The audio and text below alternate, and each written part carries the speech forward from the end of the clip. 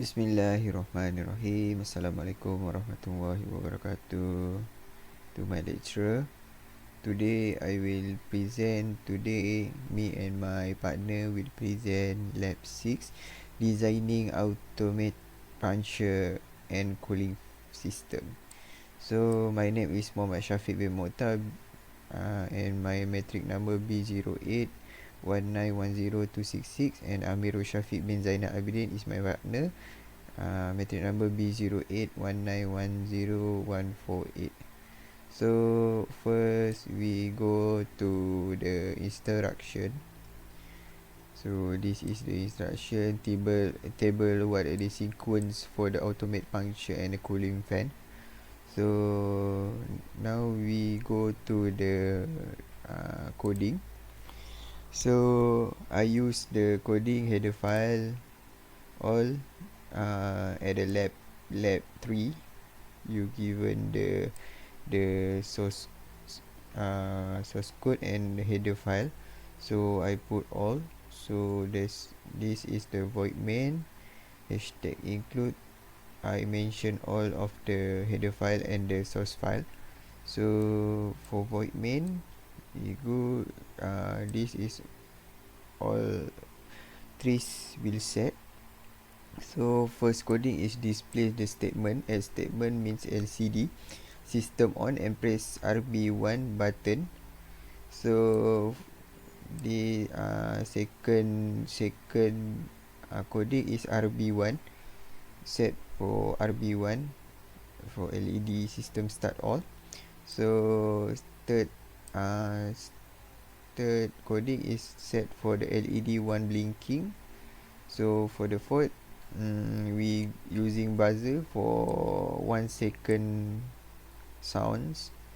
So next we displacement statement for second part and set the RB2 ports B, RB2 and codes all.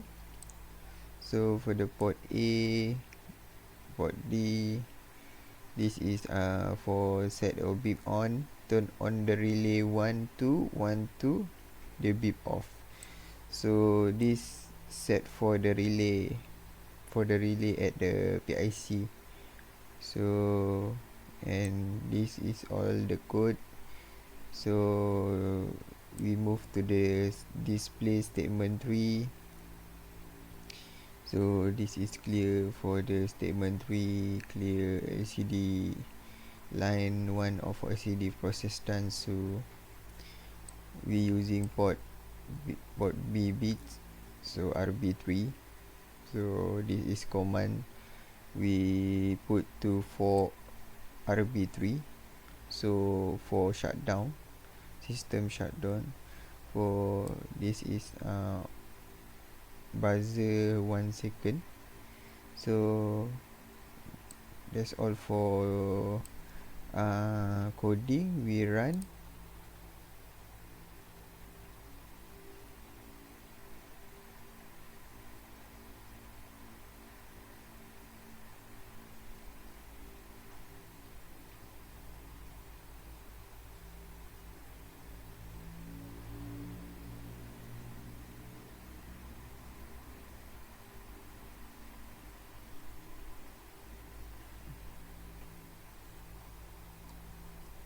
Take time to make the clean cube.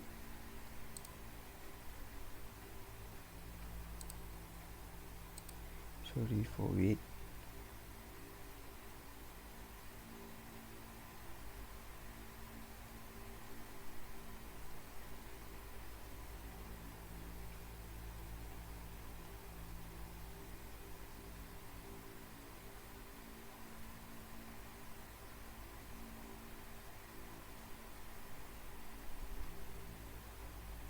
Wait ya.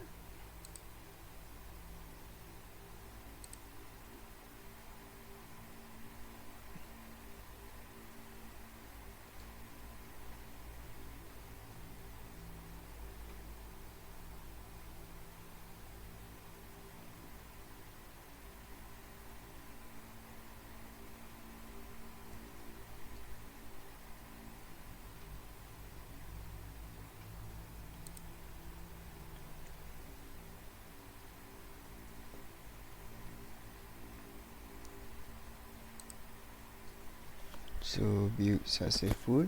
We load hex to PIC. File.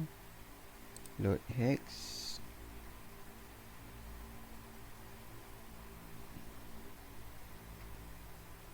Load hex. This lab open. So the LCD will show the system on. Wait. We see the sequence right now. Wait. The sequence for that. Yeah.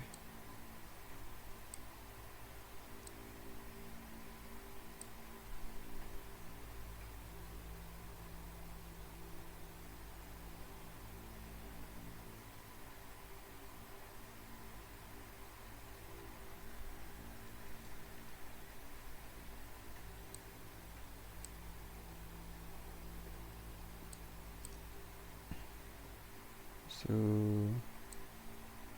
first sequence we will see press the RB1. So press the RB1. They will blinking 4 time and the button on for 1 second and the LCD will show press RB2. So when we press RB2, relay will on off at the same time. The display LED will show 10 times 1 until 10. So when the 3-volt cooling process and fan will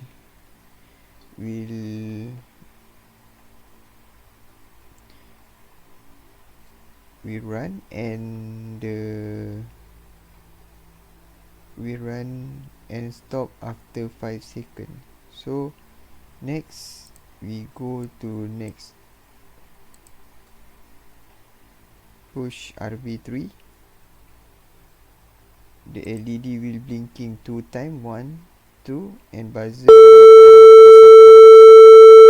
LCD will show system shutdown and go back to the first LCD system on. Press RB1 button. So that's all for the result, and I will give to my partner Amirul Shafiq to conclusion and discussion and conclusion. Thank you.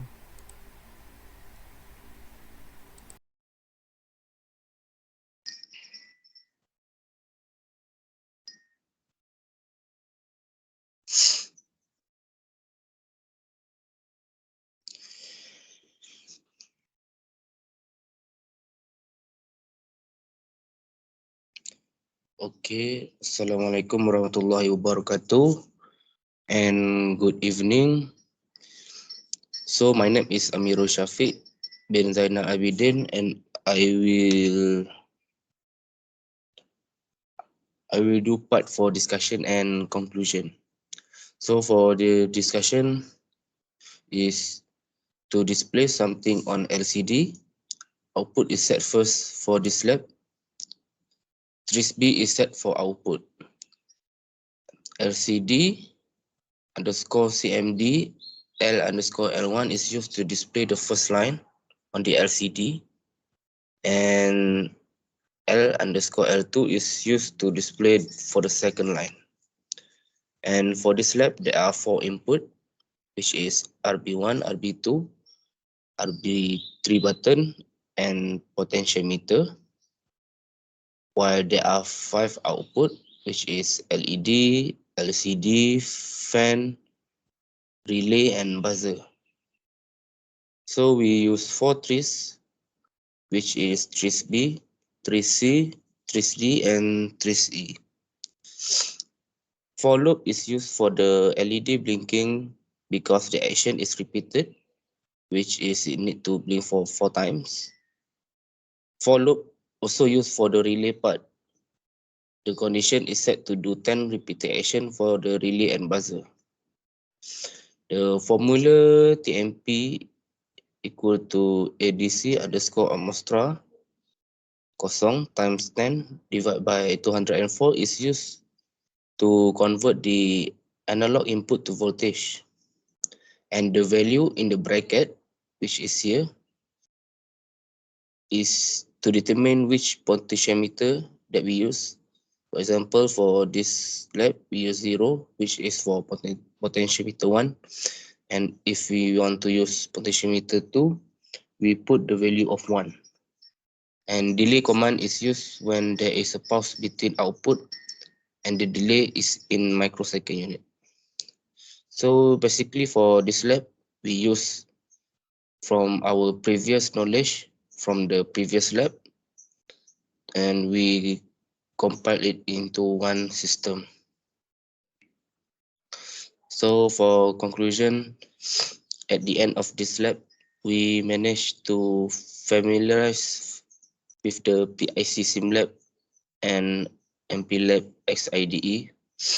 We also able to implement the programming in the simulator and load it to the simulation. And other than that, we also able to initialize and configure the input and output interfacing. And lastly, we managed to utilize knowledge about PIC from the previous lab session. So I think that's all from our last lab. And thank you to my partner and also to our lecturer for teaching us. Thank you.